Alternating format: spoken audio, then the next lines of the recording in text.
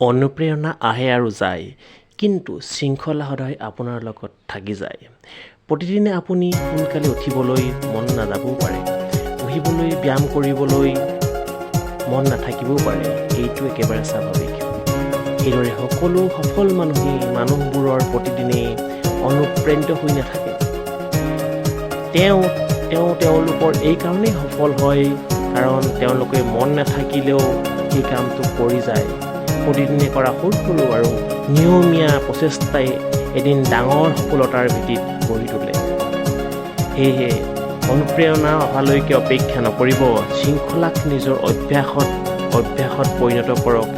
তেতিয়াহে সফলতাই নিজেই আপোনাৰ ওচৰলৈ আহিব। এনেধৰণৰ দৈনিক অনুপ্ৰেৰণাদায়ক ভিডিঅ'ৰ বাবে মোৰ চেনেলটো ছাবস্ক্ৰাইব